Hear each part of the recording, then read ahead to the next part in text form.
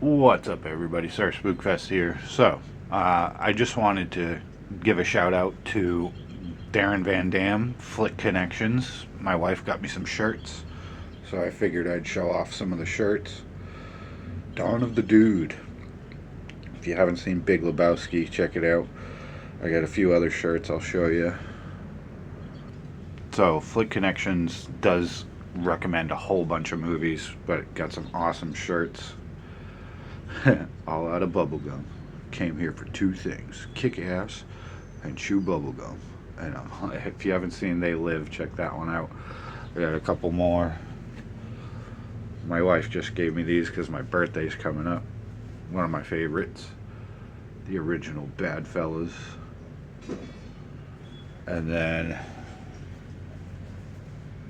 a Goonies one I wore the other day and kind of got a little messed up, but never say die. So check out his channel. I'm going to just read a few stories, and then I'm going to show you something about King Solomon and some interesting things like that. I'll be right back. Okay, so today we'll read some Maryland and a New Jersey one. My last investigation, rather interesting, just checking out some woods to see if there was any paranormal activity going on. Some cool historical ship landing sites. Ran into a homeless encampment, seen the tent move, like somebody was in it pushing on the tent as soon as I got up to it, so I turned around and ran. But still fun to go explore the woods, and yeah, be careful out there. Don't get followed by homeless people, I guess. But with the King Solomon stuff, I've looked into King Solomon's temple and some of the old stuff that magical. He got powers from God. He asked for wisdom and was one of the wisest men. It said that we still use some of his old like wisdom today. Some of the other things, he had a magic ring. He built some.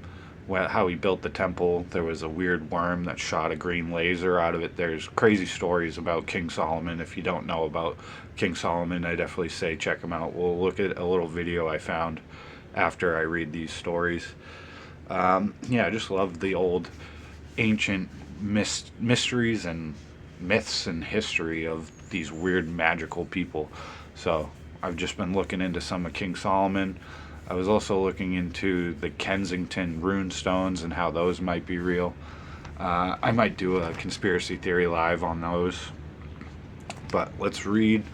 Maryland is first up. Let's read some spooky stories from Maryland. Big Liz and the Greenbrier Swamp. Big Liz and a plantation slave who was held and captured by smugglers and Confederate spies. Hold on, I gotta shut my window. Okay, that's better. Captive and smuggler by a Confederate spy during the American Civil War. One dark night, a smuggler took Big Liz out to a remote Greenbrier swamp and forced her to bury his ill-gotten gains, to protect them from discovery until she could safely retrieve them again.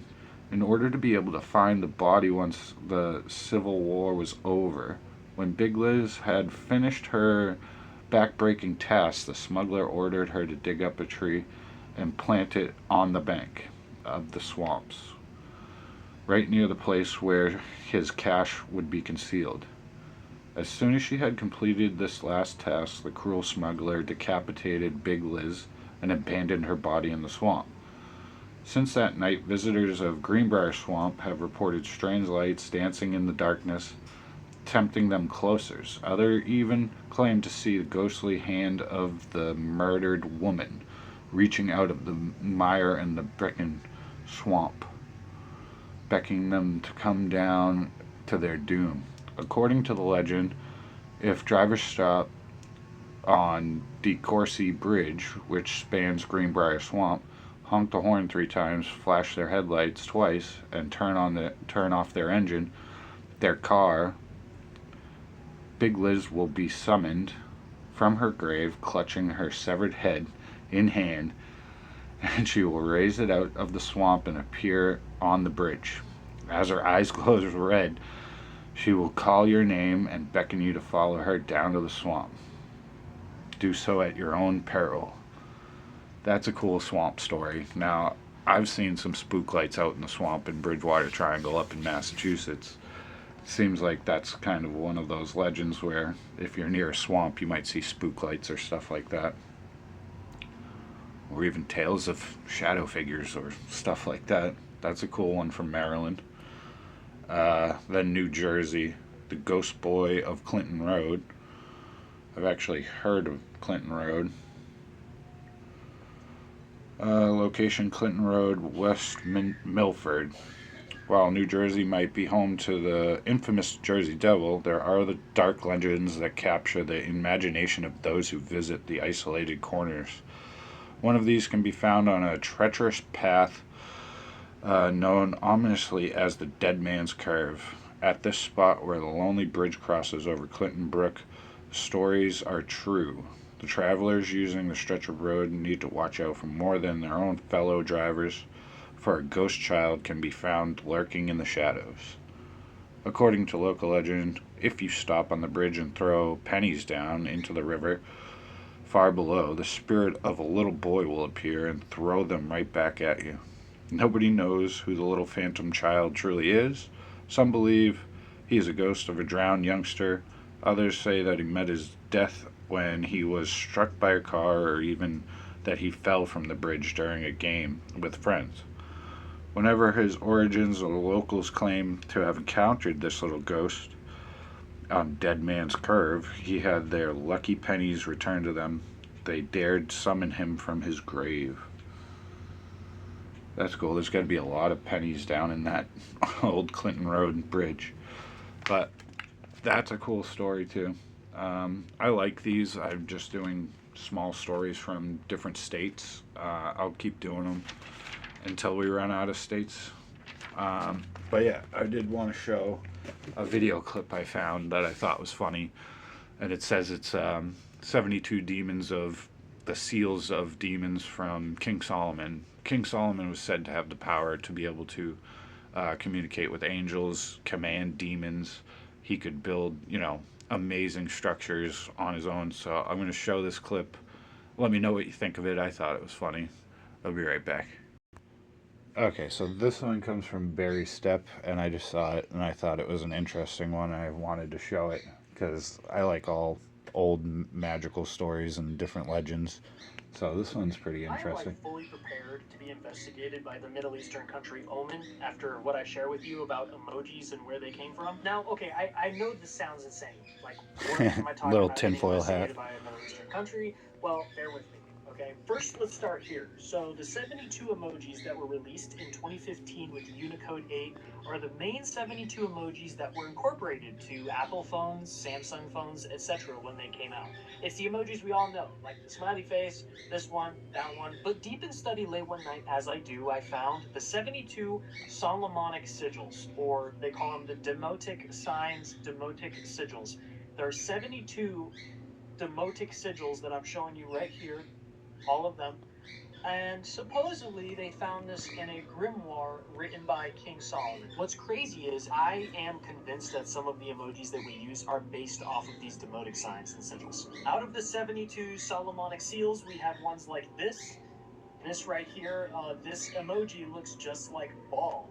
How do you explain this? Here's another emoji, and this one looks like another Solomonic seal that would evoke a demon.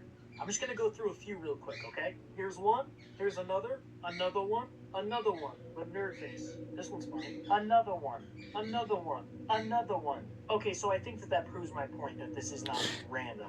Like, whatever the Really weird. Solomonic seals were, the emojis are based on those seals, but this is where I dug deeper. 1955, American archaeologist Wendell Phillips discovers Queen Sheba's palace in Oman. That will be very important later on, Oman, okay? Now, all of a sudden, after discovering it in 1955, this guy, Wendell Phillips, if you look into it, he became the largest individual holder of oil rights in the world after discovering Queen Sheba's palace in Oman. In the Bible, right here, it says that Queen Sheba gave King Solomon 666 talents of gold a year. Yes, that number. this is where it gets legitimately insane. I researched Oman, and it turns out the Sultanate of Oman's Ministry, Endowments, and Religious Affairs became a voting member in Unicode, okay? The people that make our emojis, in 2015, right before the emojis came out. Am I claiming that a Middle Eastern religious organization found King Solomon's original grimoire with Solomonic seals and decided to join Unicode and make the emojis on your phone based off the Solomonic sigils, so every time you use them it's like using a demonic sigil? No. But I'm just hinting at it. Does it not seem like nearly every technology? Yeah, so I thought that was crazy. Are you using sigils and demonic sigils with emojis? One of the crazier theories out there, but it's also, I mean, there's some stuff to back it up, so it's very weird to me. Yeah, I hope you enjoyed this. I'll be back with more. Not sure what I'm doing next. I never really do. But I hope you guys have a good day. Come back and check out some of my old videos, check out some of my investigations. Yeah, I'll be back with more. Peace out.